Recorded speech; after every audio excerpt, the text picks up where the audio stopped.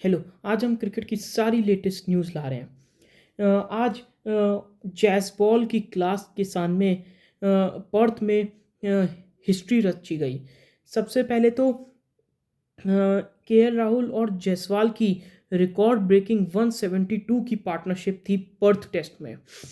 2004 में इंडिया के ओपनर्स थे जो उन्होंने 100 रन की पार्टनरशिप लगाई थी, जो कि वीरेंद्र सहवाग और आकाश चोपड़ा थे। उसके बाद उसमें भी वीरेंद्र सहवाग के ही रन थे, आकाश चोपड़ा डिफेंस करते थे। इसमें पहली बार हुआ है कि दोनों ने रन मारे हैं, और 1986 के बाद पहली बार हुआ है जिसने इंडिया के दोनों ओपनर्स ने ऑस्ट्रेलिया में 50 मारी हो। चलिए मैं आपको स्कोर कार्ड बताता हूँ। ऑस्ट्रेलिया 104 पे ऑल आउट हो गई। कल ऑस्ट्रेलिया 67 फॉर 7 थी। आज ऑस्ट्रेलिया 104 पे ऑल आउट हो गई, जिसमें Alex Carey 21, Mitchell Starc 26, Nathan Leone 5, Hazlewood 7। फिर इंडिया बैटिंग करने आई, एक भी विकेट नहीं। आप सोच रहे हैं जो टीम 150 पे ऑल आउट हो गई फर्स्ट इनिंग्स में, और ऑस्ट्रेलिया 104 पे, वो सेकंड इनिंग्स में 172 पे ज़ीरो विकेट। इसीलिए तो कहते हैं क्रिकेट अनिश्चितताओं का गेम है। क्रिकेट बहुत ही ज़्यादा अनप्रिडिक्टेबल है। कहते नहीं है क्रिकेट अनिश्चितताओं का गेम है, यहाँ प्रिडिक्शन फेल है। जिसमें कि ऑस्ट्रेलिया ने सारे बॉलर ऑलमोस्ट अपने ट्राई कर लिए। स्टार्क से 12 ओवर करवाए, हेजलवुड से 10, कमिंस ने 13, मार्श, नथन लियोन ने 13 ओवर, लबुशेन, ट्रेविस हेड सब ने ओवर कराए। लेकिन यशस्वी जायसवाल 90 रन और केएल राहुल 62 पे नॉट आउट। और ये फर्स्ट 2004 के बाद पहली पार्टनरशिप है, 100 के ऊपर की पार्टनरशिप है।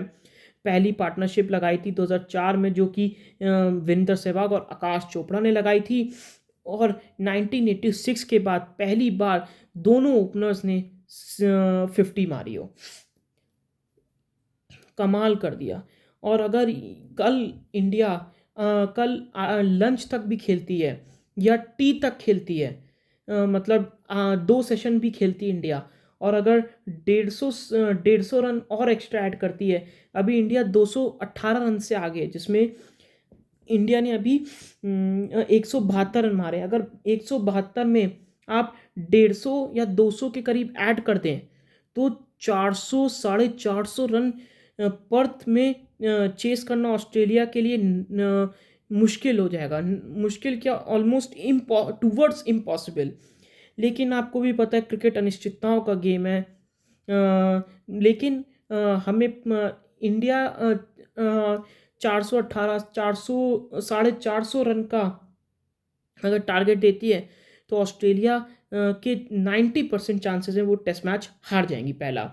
जहां ऑस्ट्रेलिया के दिग्गजों ने, रिकी पॉन्टिंग, पता नहीं किस किसने प्रिडिक्शन की थी कि ऑस्ट्रेलिया, माइकल क्लार्क, पता नहीं किन किन ने, ब्रेट ली, सब ने बोला था। नेथन लियोन ने खुद, जो टीम का पार्ट है, उन्होंने बोला था हम इंडिया को 5-0 हराएंगे बॉर्डर गावस्कर ट्रॉफी में। और ये तो ऑस्ट्रेलिया वाले मान के चल रहे थे कि पर्थ में तो जीतना ही जीतना है, क्योंकि जो पर्थ की पिच है वो एक्स्ट्रा बाउंस करती है, और जो एशियन टीम्स होती हैं वो बाउंसर इतना अच्छा नहीं खेलती। चाहे आप पाकिस्तान की बात कर लें, श्रीलंका की बात कर लें, यहाँ तक कि किसी की भी, बांग्लादेश की बात कर ले।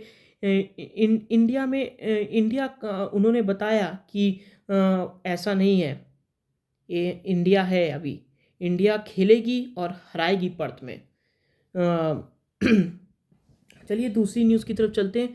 वेस्ट इंडीज़ और बांग्लादेश का टेस्ट मैच चल रहा है, जिसमें वेस्ट इंडीज़ 360 पे 7 है। अभी सेकेंड डे का सेकेंड सेशन चल रहा है, जिसमें माइकले लुइस ने 97 मारे, एलिक एथेंजे 90 रन मारे, Justin Greaves 78 not out Kemar Roach 27 not out, जिसमें हसन महमूद ने 75 रन दे के 2 विकेट, तस्कीन अहमद ने 74 रन दे के 2 विकेट, तैजुल इस्लाम, मेहदी हसन ने एक एक विकेट।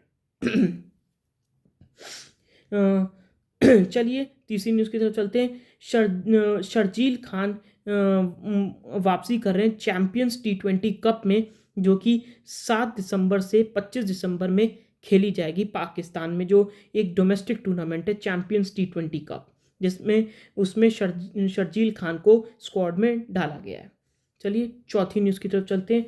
आईसीसी ने जो चैंपियंस ट्रॉफी की मीटिंग है, जो कि होनी थी और फ्राइडे या सैटरडे तक शेड्यूल आ जाना था, लेकिन अभी वो एक हफ्ता डिले कर दी गई। मतलब अब नेक्स्ट वीक मीटिंग होगी, जिसमें कि बहुत सारे उसमें से उसमें से डिस्कस जो चीज़ें होंगी, एक तो हाइब्रिड में वोटिंग होगी कि हाइब्रिड में होना चाहिए कि नहीं, एक होगा कि इंडिया पाकिस्तान का मैच होना चाहिए कि नहीं होना चाहिए, या एक होगा कि इंडिया अगर मान लो हाइब्रिड में नहीं होता तो इंडिया क्या बैकआउट करेगी कि क्या करेगी।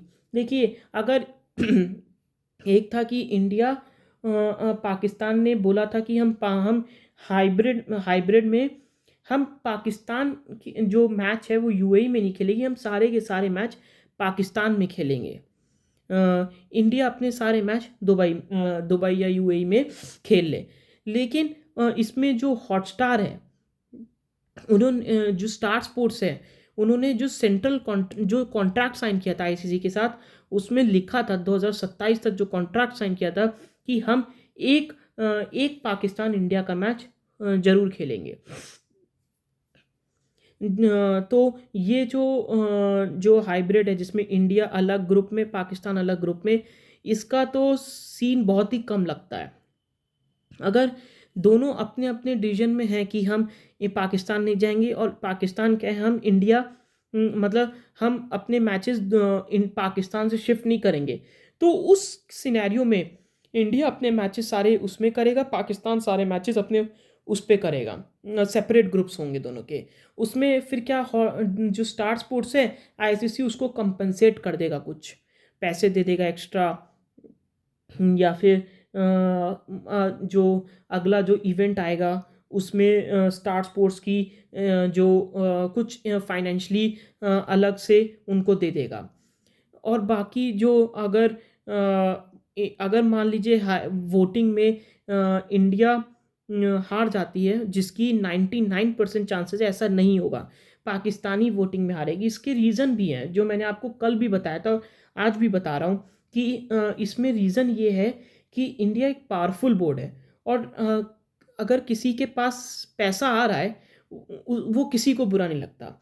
अब मान लीजिए साउथ अफ्रीका, इंग्लैंड, ऑस्ट्रेलिया, सबको इंडिया बोल देगी कि आप हमसे एक एक सीरीज़ एक्स्ट्रा कर लीजिए, जिसमें कि प्रॉफिट आप सारा अपने पास रखिए, डिस्ट्रीब्यूट भी नहीं करेंगे, बायलैटरल सीरीज़ करवा दी। तो अभी एक हफ्ते का साउथ अफ्रीका का टूर था, उसमें 150 करोड़ से भी ज़्यादा प्रॉफिट कमाई है। तो सारे वोट तो इंडिया के पास ही जाएंगे।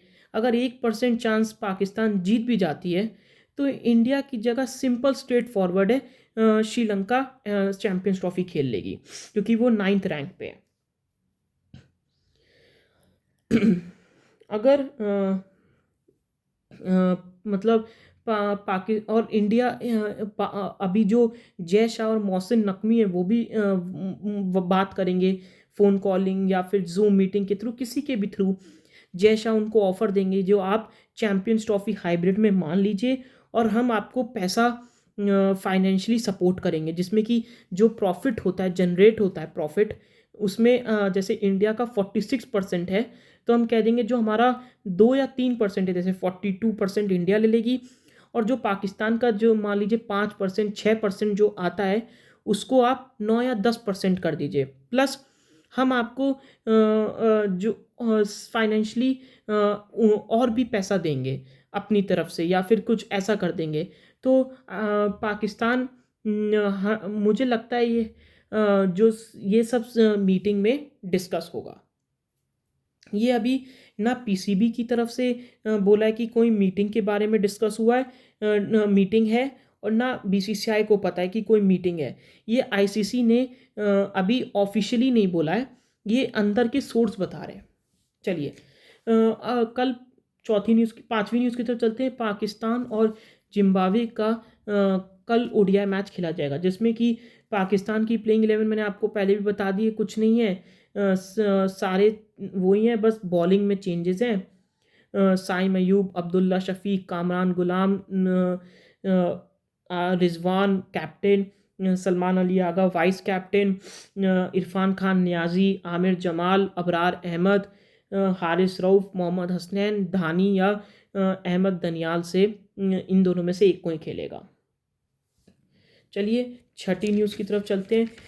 एशिया कप के जो 2024 से 2031 के 4 एशिया कप खेले जाएंगे, 2 टी20 2 ओडीआई फॉर्मेट में।